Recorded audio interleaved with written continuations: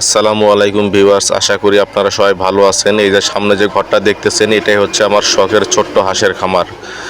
আর এর পাশে আরেকটা ছোট্ট ঘর আছে, যে ঘরটাতে আমি বাচ্চা নিয়ে এসে বেডিং করি আর কি। 1 থেকে 15 দিন বয়স পর্যন্ত আমি বাচ্চা এখানেই রাখি। তো এখান থেকে বেডিং করার পরে এই যে পাশেই যে আরেকটা বড় ঘর আছে, এই ঘরটাতে আমি ট্রান্সফার করি। 15 দিন বয়স পর্যন্ত ছোটো ঘরটাতে থেকে তারপরে এই ঘরে ট্রান্সফার করা হয়। আর দিনের বেলা বাচ্চাগুলোকে আমি এখানে নেট দিয়ে একটা ছোট্ট করে ঘরের মতো বানিয়ে নিয়েছি, যাতে কুকুর বা কাক থেকে বাঁচতে পারে আর কি। এর জন্য এইখানে মূলত রাখা। আর বৃষ্টির জন্য উপরে পলিথিনের ছাউনি দিয়ে দিয়েছি, যাতে কোনো প্রকার বৃষ্টির পানি না পড়ে, কারণ ছোট বাচ্চার উপরে বৃষ্টির পানি পড়লে দেখা যায় যে বাচ্চা ঠান্ডা লেগে যাবে, অসুস্থ হয়ে যাবে। আর এই যে সামনে যে দেখতেছেন, এখানে আমার কিছু হাঁস আছে। হাঁসগুলার বয়স মোটামুটি এখানে 2 মাসের বাচ্চা আছে এবং 3 মাসের বাচ্চাও এখানে আছে। এই যে সামনে যে বড়গুলো, এগুলার বয়স হচ্ছে 3 মাস। আর ছোটোগুলা যেগুলো দেখলেন আগে, এগুলার বয়স হচ্ছে 2 মাস। তো আমি হাঁসগুলা কিন্তু ছেড়েই পালি, রাত্রেবেলা শুধুমাত্র ঘরে উঠায় রাখি। আর সারাদিন আমার এই যে পুকুর, ছোট্ট পুকুর বা আশেপাশে যে জমি আছে, এই দিক দিয়েই ওরা ঘোরাফেরা করে, খাওয়া দাওয়া করে। আমি কিন্তু একদম যে ন্যাচারাল পরিবেশ, এই ন্যাচারাল পরিবেশেই আমার হাঁসগুলোকে আমি বড় করে তুলছি আর কি। তো আলহামদুলিল্লাহ আমার হাঁসগুলো এই যাবত অসুস্থ হয় নাই একবারও।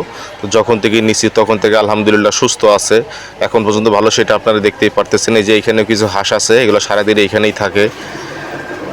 এই যে এই বাচ্চাগুলোর বয়স হচ্ছে হলো 2 মাস, আর পাশে যেগুলো বড়, এগুলোর বয়স হচ্ছে হলো 3 মাস। তো এই যে আপনারা দেখেন, এই সাইড দিয়ে আমি নেট দিয়ে চারো সাইড দিয়ে কিন্তু বেড়ায় দিয়ে দিছি, যাতে আমার হাঁসগুলো বাইরে কোথাও যেতে না পারে।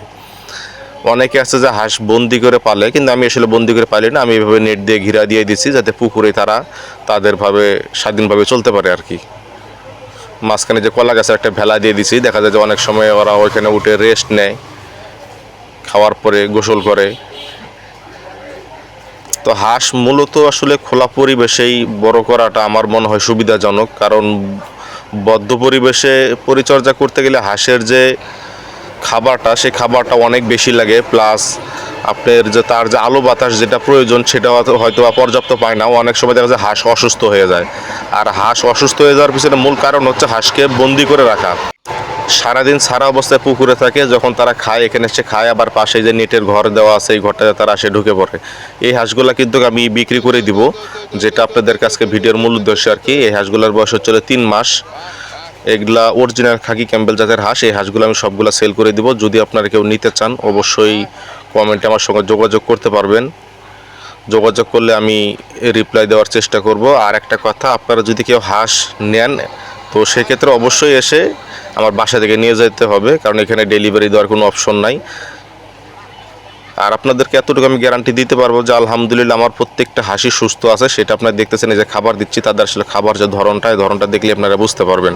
তো আপনাদের কাছে একটা ছোট্ট রিকোয়েস্ট, অবশ্যই আমার চ্যানেলটা আপনারা সাবস্ক্রাইব করে রাখবেন এবং ভিডিওটা ভালো লাগে একটা লাইক দিয়ে রাখবেন। আর যদি কেউ হাঁস নিতে চান, অবশ্যই আমার সঙ্গে কমেন্টে যোগাযোগ করবেন। আমি প্রত্যেকটা কমেন্টে রিপ্লাই দেওয়ার চেষ্টা করবো ইনশাল্লাহ। আপনাদেরকে এতটুকু গ্যারান্টি দিতে পারবো যে আমার কাছ থেকে হাঁস নিলে আপনারা একদম সুস্থ সবল যে হাঁসটা, সেই হাঁসটা আপনারা নিতে পারবেন, যেটাতে কোনো প্রকার ভেজাল নাই।